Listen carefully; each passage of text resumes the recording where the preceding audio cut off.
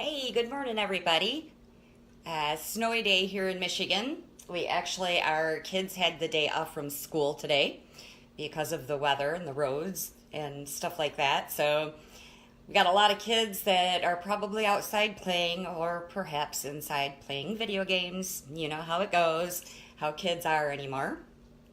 Um, One thing I do want to address was yesterday I had talked about the police officer that was shot.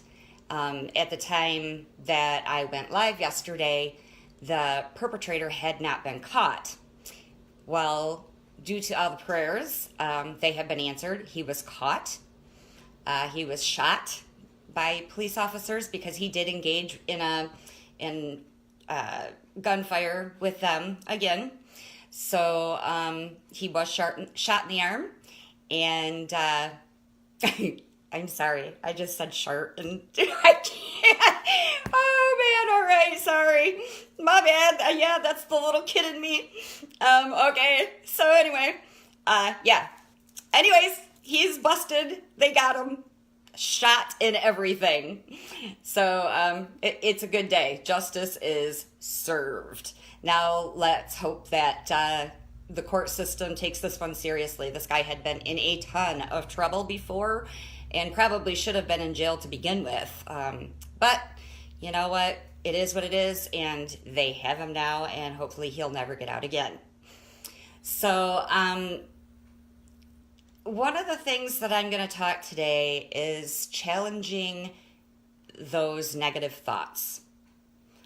Um, I This one is a big one for me, and it probably is for most people that deal with any type of depression or anxiety or anything of that nature. Um, when I'm in the midst of an episode, I feel hopeless. I feel that, life just isn't good. Nothing's going right. It's just horrible. Depression lies to you. And what it does is our minds put a negative spin on absolutely everything when we're in an episode. So, what we need to do is we need to get over that. And what's important to remember is that those thoughts are a symptom of our depression. Just like coughing is a symptom of a cold, or throwing up is a symptom of the stomach flu. Negative thoughts are a symptom of depression, a symptom of anxiety. It's a symptom.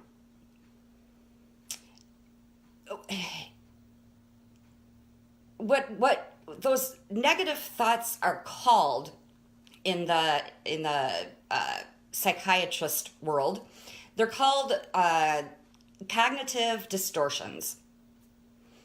Those thoughts are not realistic, yet we don't stop thinking them because our mental illness has taken over at that point. You cannot just go out and your loved one cannot just say to you, just think positive. Just think positive about that.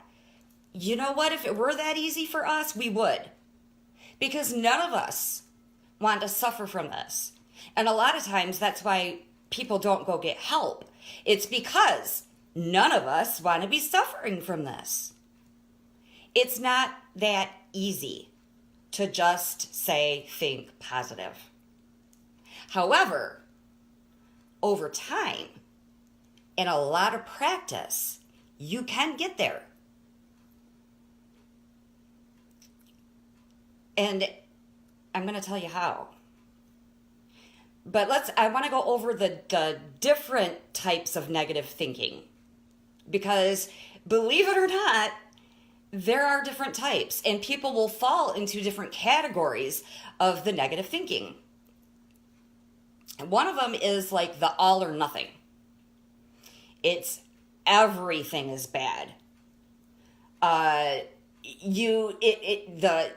It's either all bad or it's all good. There's no in between. There's no, yeah, it was okay today. No, the person that has this kind of the negative thinking is all or nothing. And that's a very tricky one to get through. The next one is overgeneralization. And it sometimes may sound like the all or nothing, but it's really not. Overgeneralization is I can't do anything right. I screwed up baking supper last night. I suck at life.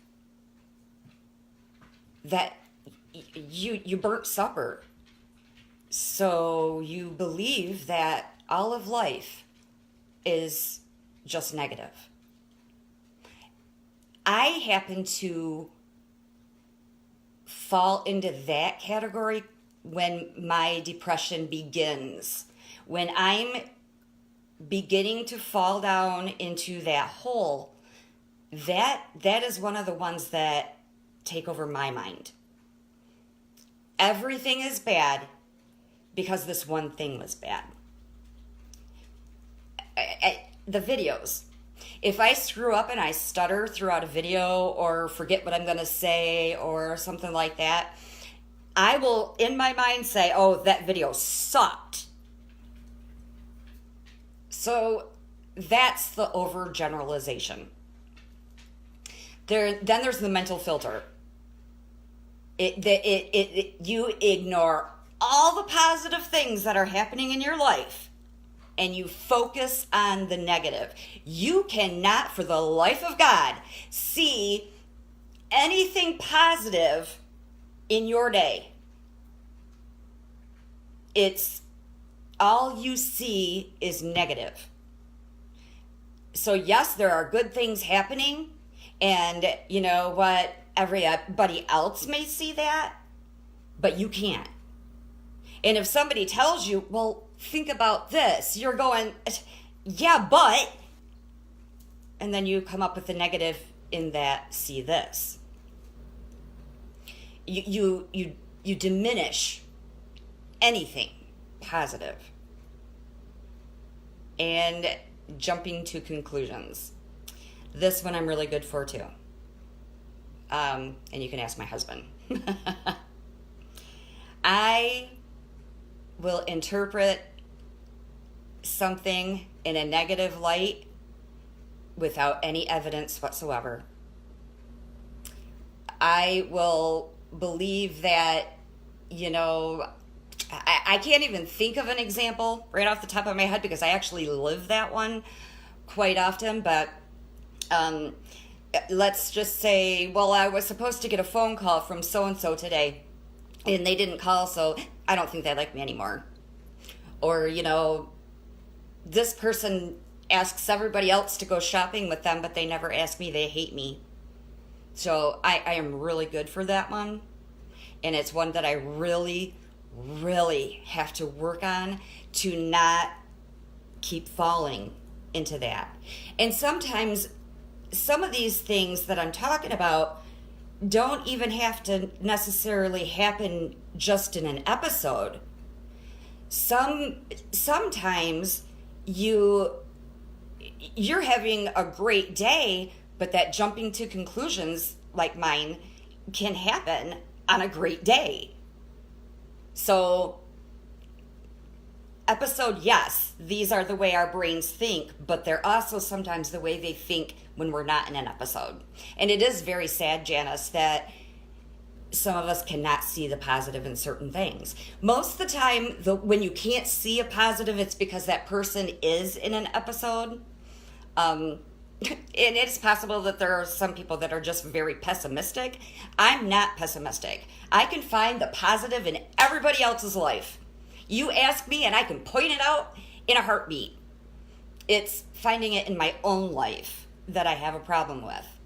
Except I can tell you I've got beautiful, amazing, genius grandchildren. So there's my positive for today for you. Then there's labeling, another kind of negative thinking. You classify yourself based on mistakes that you've made.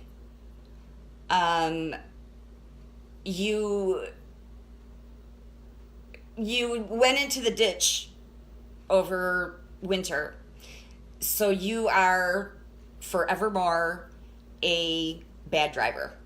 You just labeled yourself a bad driver.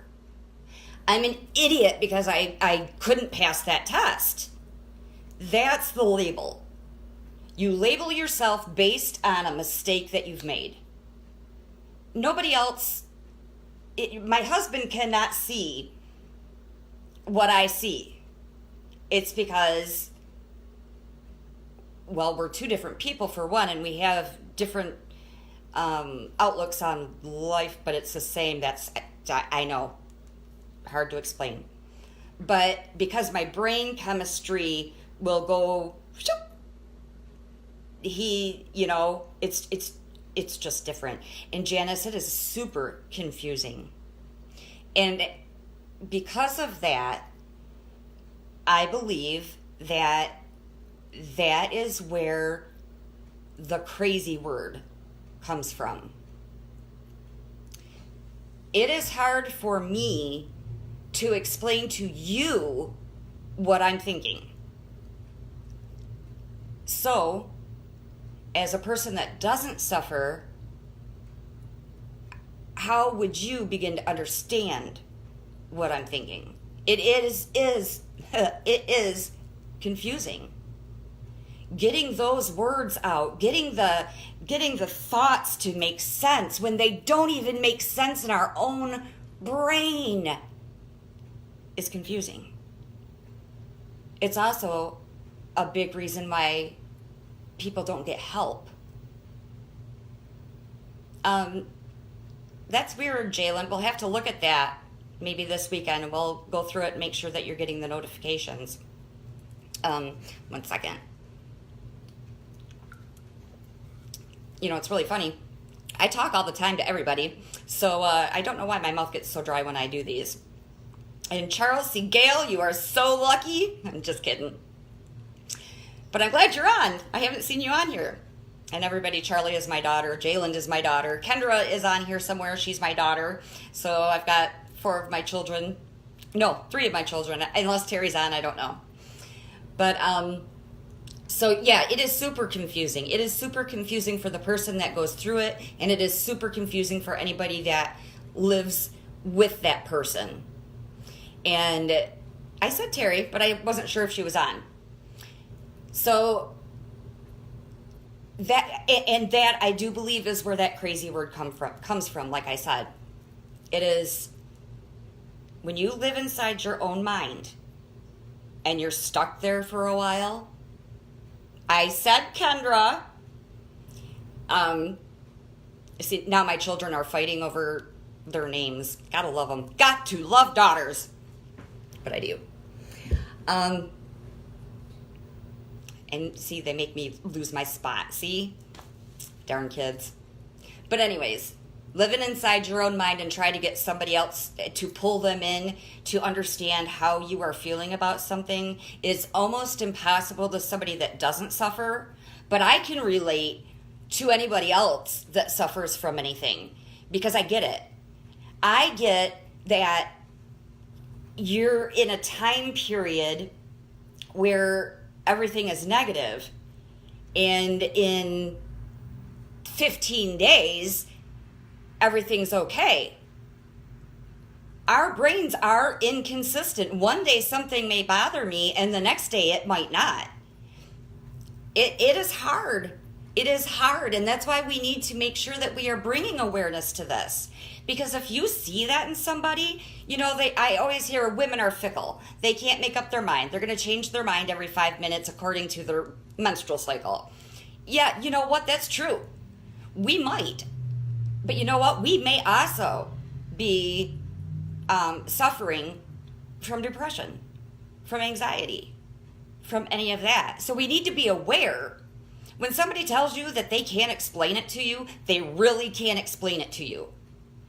But they may be able to explain it to you once they're out of that episode. So just be mindful of that. So those are just some of the different negative spins that we put in our brain, that we put on life. Just it's just the way we are wired to think, and it's the way that we are suffering from our illness. But I do have something that can help. It will take time to get to the point where these things will actually work, and to where your brain starts thinking the way that you need it to think. So the first thing I want everybody to do is get a big old piece of paper, a poster board, anything. And then I want you to write down these 4 questions. And these are things that you need to ask yourself when you're in the midst of an episode, or if you're not. Okay? Remember, our brains think differently. So, you are sucking at life today. Everybody hates me. Everybody's mad at me. Nobody's called. Okay, you're going through that in your brain. So the first question you need to ask yourself is, what is the evidence that this thought is true? Because if you're generalizing, everybody hates me, that's not true. And we all know that, right? So now you have to ask yourself, well, why do I think that? And then you begin to realize it's not true. It's not true. Everybody doesn't hate me. Somebody might, but not everybody does.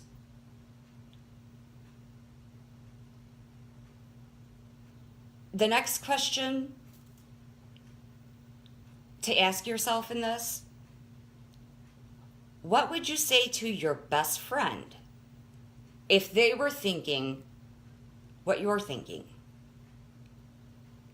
What would you say to your child if they were thinking what you're thinking?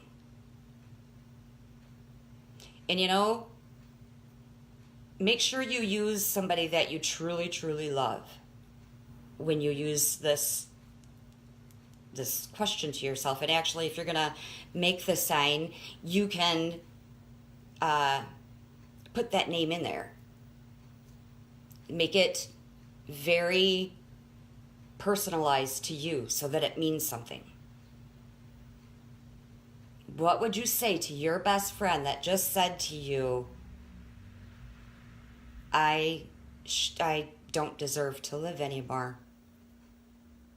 What would you say to them? Ask that question. Because I bet you get a different answer for your best friend than you do yourself. Then this one my husband actually just used on me recently, and it works. Ask yourself, what is another way of thinking or looking at this situation? Or what is an alternate explanation? Holy cow! Does this one hit you right upside the head? And I'm going to be completely honest with this, and I hope my husband doesn't get mad at me. I absolutely adore my mother-in-law, so I don't want anybody to take this any other way but that I love her with all my heart. But something had happened that really had nothing to do with me. But when you're in that mindset, you really think about things in a different light or a different way. And I had said that But she doesn't like me. She doesn't like me to be around. She doesn't want me to be around. She doesn't care if I'm around. Why would I even go to this or do that or whatever it was? I don't want to get too specific on it, but so, he just kind of sat there for a minute. Oh, actually what it was there was something, an event in our family that they were sick and couldn't make it. Okay? Well, in my mind, because I was depressed at the time in the midst of an episode, it was because she hated us, didn't care about us. We weren't as important. So my husband used let's look at this a different way. Why what did she do for you before? Why would that have stopped? Have you talked to her recently and made her angry? No. He made me look at it in a different way other than she hated me and my family. And it worked. It was, like I said, smack right upside the head. Oh my gosh, my brain took over and I thought my mother-in-law hated me. Hello? My mother-in-law is the sweetest woman in the world. I don't think that woman has an ounce of hate in her heart. She's not going to hate the mother of her grandchildren. And then the last question is, how would I look at this situation if I were having a good day? If you were having the greatest day of all, and then something happened, how would you handle it? If something happened, would you be negative about it? Or would you be able to say, okay, well, let's try this then. Let's figure out something different this time. You would, because you're not in the midst of an episode. So when you are in the midst of an episode, ask yourself, how would I look at this if I was having a good day? Hi, Kim, how are you? I hope you're doing well.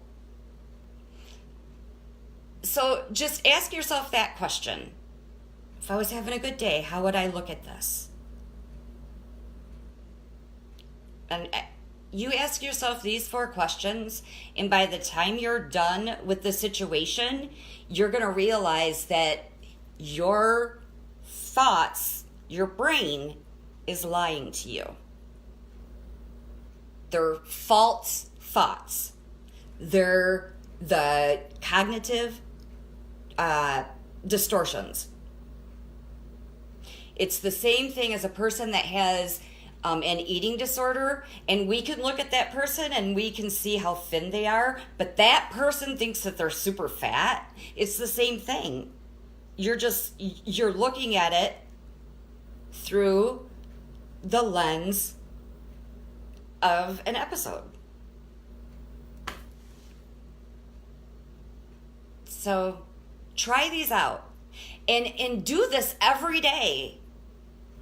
On a good day, use these questions. On a bad day, use them. Try to train your brain, and you can train your thoughts over time. Somebody cannot say to you, think positive about it, and you just think positive. But if you train your mind over time, it will begin to where you're looking at situations knowing that either it's not that bad, or you're going to be able to say, oh, it's my depression talking. It's my anxiety talking. Not everybody here is staring at me. It's my anxiety talking. I can go to the store today. What we tell ourselves is who we become. If we are negative thinkers, you're going to be a negative person.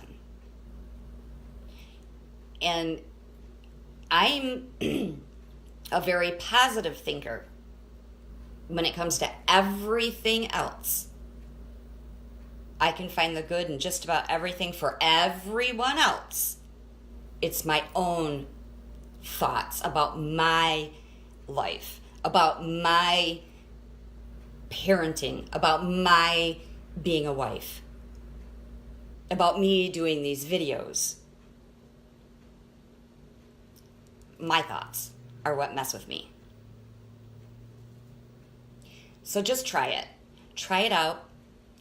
Make that sign, put it somewhere in your house, make 5 signs if you have to. But the positive thinking over time will change your life, and it will help you through your episodes. Like I said, my episodes aren't as bad as they used to be, and it's because over time I have learned ways to cope through them. I can still live while I'm in an episode. And if I do happen to head down that really big hill, I have a person. Actually, I have 5 persons. 6, 8, 9. My whole family. So I hope that this helps you out a little bit. And I hope it makes a difference in your life. Let me know if you try it. And I hope to see you tomorrow. And I hope the kids are out playing in the snow, making a snowman before the rain gets here. But have a great day, you guys. And don't you ever forget that your story isn't over.